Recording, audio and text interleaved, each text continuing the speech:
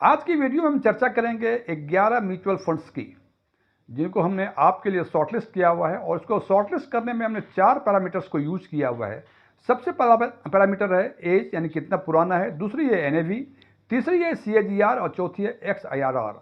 और हमने शॉर्टलिस्ट करने में एज रखा है कम से कम 25 साल, यानी वही फंड इस 11 फंड में से हैं जो कम से कम 25 साल पुरानी हो। एनएवी, उसकी एनएवी कम से कम 1000 हो। तीसरा पैरामीटर जो सीएजीआर है, सिंस इंसेप्शन से उसका सीएजीआर कम से कम 15% हो।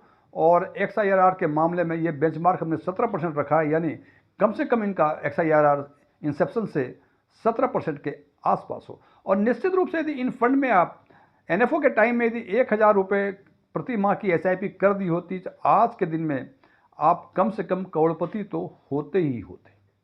मैं डीएम झा, आप देख रहे हैं स्टोन टैक्सपेयर चैनल। यदि इस वीडियो से आपको कोई नई जानकारी मिली हो या वीडियो आपको अच्छा लगा हो तो इसको लाइक करें, अपने फ्रेंड्स के साथ शेयर करें और कमेंट बॉक्स में जाकर यस लिखें। और यदि आपको ऐसा लगे कि इस वीडियो में ऐसी कोई जानकारी नहीं है जो आपको पहले से नहीं पता थी, या यह वीडियो ही आपको पसंद नहीं आया हो, तो कमेंट बॉक्स में जाके नो लिखें। और यदि आपकी रुचि बैंकिंग, इन्वेस्टमेंट, खासकर म्यूचुअल फंड इन्वेस्टमेंट और डायरेक्ट टैक्सेशन में है और अभी तक आपने मेरे चैनल को सब्सक्राइब नहीं किया है, आप मेरे चैनल को सब्सक्राइब करें और ऑल बटन पे क्लिक करें, जिससे कि हमारे सभी नए वीडियो की नोटिफिकेशन आपको लगातार मिलती रहे। अब चर्चा करते हैं उन 11 फंड्स की। और ये 11 फंड्स का डेटा जो हमने कैलकुलेट किया हुआ है, ये 24 अक्टूबर 2025 का डाटा है। उसके बाद हालांकि 1 या 2 ट्रेडिंग सेशन और हो गए तो हो सकता है कि थोड़ा सा इसमें फ़र्क हो, लेकिन जनाब ये म्यूचुअल फंड में इसमें कोई ऐसा फ़र्क नहीं होगा जो सिग्निफिकेंट हो। तो सबसे पहले बात करते हैं कि इसमें mid cap, flexi cap, ELSS, large cap and mid cap 5 segments हैं, जिनमें से कि सारे 11 फंड स्प्लिट किए हुए हैं। और उसमें मिड कैप के 2 फंड हैं, फ्लेक्सी कैप के 3 फंड हैं, ईएलएसएस के 2 फंड हैं, लार्ज एंड मिड कैप के 2 फंड हैं और लार्ज कैप के 2 फंड हैं। तो इस हिसाब से देखते हैं कि 4 सेगमेंट में 2-2 फंड हैं और फ्लेक्सी कैप जो 5वां सेगमेंट है उसमें 3 फंड्स हैं। मैं जो इनलिस्ट करूंगा म्यूचुअल फंड्स को, वो कोई किसी ऑर्डर में नहीं है। ये जैसे सबसे पहले हम बात कर रहे हैं मिड कैप फंड की। मिड कैप में पहला फंड है निप्पॉन इंडिया का मिड कैप फंड, जिनकी उम्र 30 वर्ष है, 30 वर्ष अधिक पुराना है। इसकी एनएवी 4239 रुपये 55 पैसे है 24 अक्टूबर 2025 को। इसका सीएजीआर 30 वर्षों का सीएजीआर 22.29% है और एक्सआईआरआर 30 वर्षों का 22.63% है। और यदि इस फंड में आप 500 रुपये एनएफओ में लगाए होते एसआईपी के फॉर्म में, तो वो रकम आज के दिन में 1,36,52,000 रुपये हो जाती, जबकि टोटल इन्वेस्टमेंट आपका 1,80,500 ही होता। तो जनाब 1,80,500 आपने इन्वेस्ट किया और कॉर्पस बन गया 1,36,57,000 के आसपास। दूसरा मिड कैप सेगमेंट का फंड है फ्रैंकलिन इंडिया का मिड कैप फंड। ये 31 साल 10 महीने पुरानी है। इसकी एनएवी 24 अक्टूबर 2025 को 2,066 रुपये 61 पैसे हैं। इनका सीएजीआर यानी 31 साल 10 महीनों का सीएजीआर 19.28% है और इसी टाइम हॉरिजन में इनका एक्सआईआरआर 20.26% है। यदि आप 500 रुपये प्रति माह की एसआईपी एनएफओ से स्टार्ट किए होते तो आज के दिन में टोटल इन्वेस्टमेंट आपका 1,91,500 रुपये होती और कॉर्पस बन जाता 1,17,93,000 रुपये। अब बात करते हैं फ्लेक्सी कैप सेगमेंट में, जिसमें 3 फंड्स हैं, एचडीएफसी फ्लेक्सी कैप, एबीएसएल का फ्लेक्सी कैप और फ्रैंकलिन इंडिया का फ्लेक्सी कैप। तो सबसे पहले बात करते हैं एचडीएफसी फ्लेक्सी कैप का। इसकी उम्र या यूं कह लें ये 30 वर्ष 9 महीने पुराने हैं। 24 अक्टूबर 2025 को इसकी एनएवी 2,775 रुपये 34 पैसे है। सीएजीआर पिछले 30 साल 9 महीने का 18.88% है और इसी पीरियड का एक्सआईआरआर 21.04% है। और यदि 500 रुपये की एसआईपी की होती है आपने एनएफओ टाइम में, तो आज तक इसमें 1,85,000 रुपये इन्वेस्ट कर दिए होते और कॉर्पस बनता 1,14,01,000 के आसपास। फ्लेक्सी कैप का दूसरा फंड है एबीएसएल, आदित्य बिरला सन लाइफ का फ्लेक्सी कैप। ये 27 साल 2 महीने पुराना फंड है।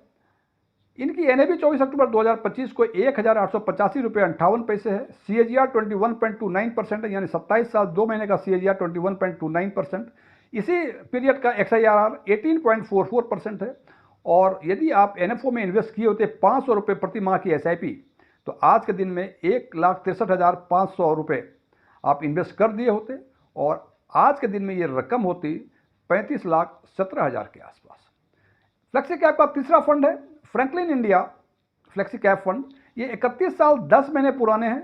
इनका 24 अक्टूबर 2025 को NAV 1,667 रुपये 17 पैसे है और इस बार 10 साल का CAGR 17.89% है और इसी पीरियड का XIRR 19.63% है। और 500 की SIP NFO से की होती तो टोटल इन्वेस्टमेंट आज के दिन में 1,91,500 रुपये होती और कॉर्पस इसका बन जाता आज के दिन में 88,44,000 के आसपास। अब दो फंड है ELSS के, फ्रैंकलिन और SDFC। फ्रैंकलिन ELSS भी 31 साल 10 महीने पुराना है। इनका NAV 24 अक्टूबर 2025 को 1,503 रुपये 34 पैसे है। इनका CAGR 31 साल 10 वर्षों का 21.29% है और इसी पीरियड का XIRR 20.77% है। और इसका SIP का कॉर्पस कैलकुलेट नहीं किया है हमने, तो ये फिगर आप नहीं देख पा रहे हैं। इसी हिसाब से SDFC ELSS 30 साल 9 महीने पुराने हैं। 24 अक्टूबर 2025 को इसकी NAV 1,457 रुपये 80 पैसे हैं। CAGR इनका 30 साल 9 महीने का 17.89% है, जबकि XIRR 23.17% है। अब बात करते हैं लार्ज एंड मिड कैप की। इसमें दो फंड हैं, Nippon India large and mid cap fund. ये 30 साल पुराना है। 24 अक्टूबर 2025 को इसकी NAV 1,495 रुपये 54 पैसे है, जबकि 30 वर्षों का CAGR 18.12% है और XIRR 18.46% है। और यदि NFO में आपने 500 रुपये की SIP की होती तो आज के दिन में 1,80,500 रुपये आप इन्वेस्ट कर दिए होते और टोटल कॉर्पस आज के दिन में 57,77,000 के आसपास होती। लार्ज एंड मिड कैप का दूसरा फंड ICICI का है। ये 27 साल 3 महीने पुराना है। इनका NAV 1,041 रुपये 91 पैसे हैं। CAGR 27 साल 3 महीने का 18.54% और XIRR 17.24% है।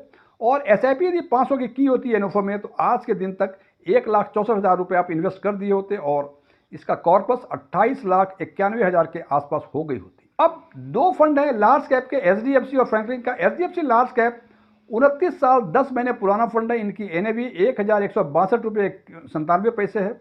इनका CAGR 29 साल 1 महीने का 18.54% है। XIRR 17.71% है और SIP में इन्वेस्टमेंट टोटल हो गया होता 1,74,500 रुपये और कॉर्पस आज के दिन में 41.97%। दूसरा फंड है लार्ज कैप सेगमेंट का, फ्रैंकलिन इंडिया का लार्ज कैप। ये 31 साल 10 महीने पुराना फंड है। इनका NAV 1,050 रुपये 39 पैसे। 31 साल 10 महीने का CAGR 18.91% और XIRR 17.61% है। NFO की SIP 500 रुपये की होती तो आज के दिन के ये इन्वेस्टमेंट 1,91,500 रुपये हो जाती और टोटल कॉर्पस आज के दिन में 65,75,000 रुपये के आसपास हो गई होती। फ्रेंड, इस हिसाब से जो 11 फंड हम देखते हैं तो हम देखते हैं कि सबसे अधिक CAGR जो है ये निप्पॉन इंडिया मिड कैप का 22.29% है और सबसे अधिक XIRR जो है ये SDFC ELSS का 23.17% है। लेकिन इन 11 के 11 फंड में एक मिनिमम क्राइटेरिया जो बताया था कि CAGR 15% से कम किसी का नहीं है और सबसे कम CAGR जो है ये 17.89% है फ्रैंकलिन इंडिया फ्लेक्सी कैप का और सबसे कम XIRR 17.24% है ICICI large and mid cap का। तो फ्रेंड्स, ये सारे फंड्स जो हैं, यदि कोई 25 साल 30 साल 31 साल 32 साल पुराना फंड है तो उस टाइम से निश्चित रूप से लोगों को पता नहीं होगा कि ये कैसा परफॉर्म करेगा। लेकिन हिस्टोरिकल परफॉर्मेंस यदि इसको फिर रिपीट करे तो निश्चित रूप से ये 11 फंड आपके लिए बेहतर फंड हो सकते हैं। ये वीडियो क्लोज करने के पहले मैं कुछ डिस्क्लेमर देना चाहता हूँ।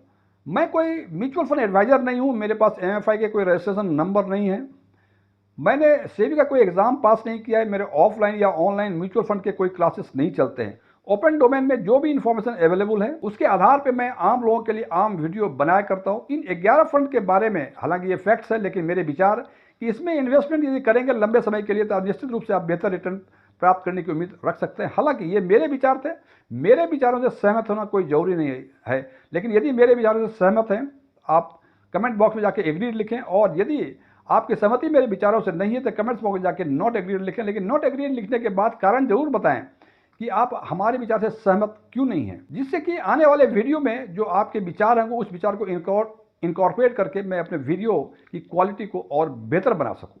Thank you.